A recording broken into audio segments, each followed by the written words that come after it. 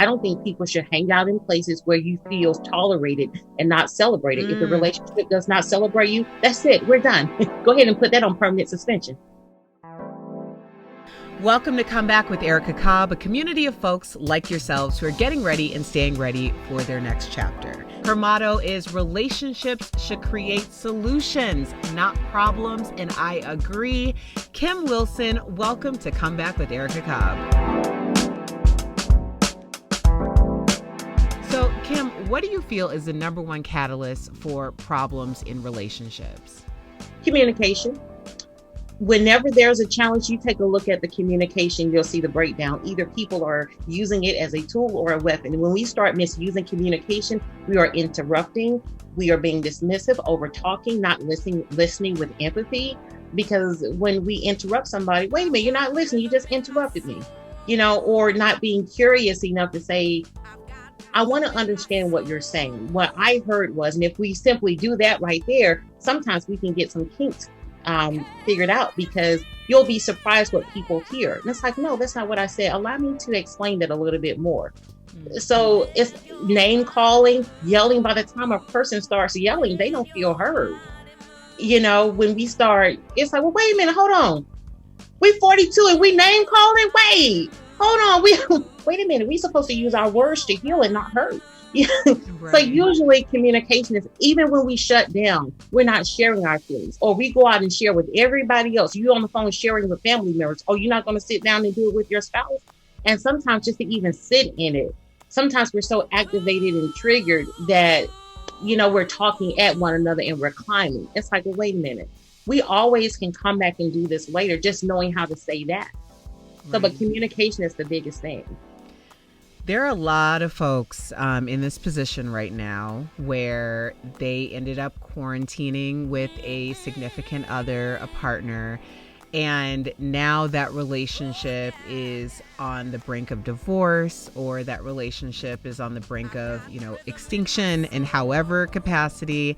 Do you think that there is ever a time that's too late to recalibrate your communication?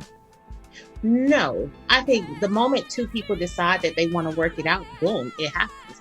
I think as a rational adult, you can do that. But if you have some unresolved issues and you don't know relationship skills or how to use those tools, not that it's too late, it may be we're just not connected to, we're not connected emotionally or balanced. It's a blind spot for us. But I think anybody can get past anything the moment they decide to. Yeah. Well, for those of you who may be struggling in your relationship right now, and likely it is communication, which also will throw in finances, because that's obviously a big one. But a part of financial stress also can come from the inability to communicate what needs to happen when and where in terms of your finances. So for anybody who is really looking at, all right, I'm in this situation, this has been a personal pandemic for me. I've suffered in my relationship. The communication isn't there, or it's destructive, but I want to work it out. What would be the first step to go to their partner to say, this is what I want to do? Yeah. Identify your wants and needs. You got to put it on the table. You can't get what you want if you don't know what you want. It really, I'm always taken aback by people just will not ask questions. Somebody, I can't tell you how many clients I've gained during the pandemic where they decided to move in together because of, well, we can do our finances together. It'll be cheaper. Well, wait a minute. So now you're 3 months in and you're saying you have no idea how much this person makes or anything like that. Now we want to come and have this conversation. Hey, but we can always press the reset button, but you got to be willing to stand in your truth. You got to be honest. Trust is the bedrock of any relationship. If you do not have trust, it's almost like you're expecting the relationship to fail. I like to think about the story of the three little pigs. One had a house made of straw, and then one had a house made of sticks. And then there was that one little pig who decided to make his house made of bricks. And the only house the wolf could not blow down was the house made of bricks. I consider trust representing the bricks. So you got to be honest.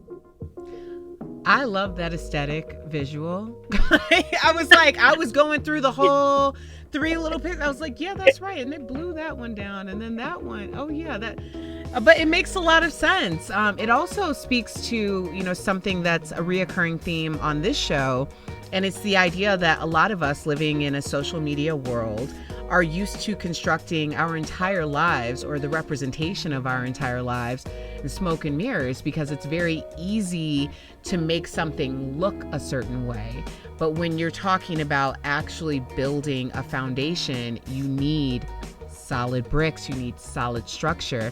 And when you apply that to relationships, which a lot of people do, because, apparently, as the kids will say, it's not officially a relationship until it's Instagram official. But I'm like, nah, it's not officially a relationship until you sat down, had some conversations with each other, figured out how you're going to move forward if you're both on common ground. And then maybe if you want to announce it, that's cool, it's official. But it was official once you did all of those things, not because you stuck a picture up on Instagram. But I digress. You're right. and Erica, just the thing about that, and I tell people, listen, let me tell you something. Healthy relationships take a lot of work. When you're truly building, you don't have time. Trust me, you don't have time to do all of that kind of stuff unless you have somebody that works for you doing all these things for you. Then that's different, because you're into branding. You're working a whole different angle there. But when you are in a healthy relationship, you're too busy doing those things. You don't have time to be posting all these pictures and stuff. I mean, when you at dinner, you engage in your partner. You're not thinking about, oh, I want the world to see me. No, you engage in your partner and enjoying your partner. So Kim, where can our Comeback community find you and follow you? Yes, my Instagram is Amazing Kim Wilson. Just so you know, my favorite word is amazing, because amazing is better than average. It's better than okay. Why settle for okay when amazing is an option? So that's where I am on Instagram. My website is KimWilsonSpeaks.com. Be sure to click on the upcoming events tab to see what kind of workshops I have coming up. I love it. Kim Wilson, thank you so much for coming back with us. And to my Comeback community, for more on Kim Wilson, including the full podcast, go to my online home, comeback.tv.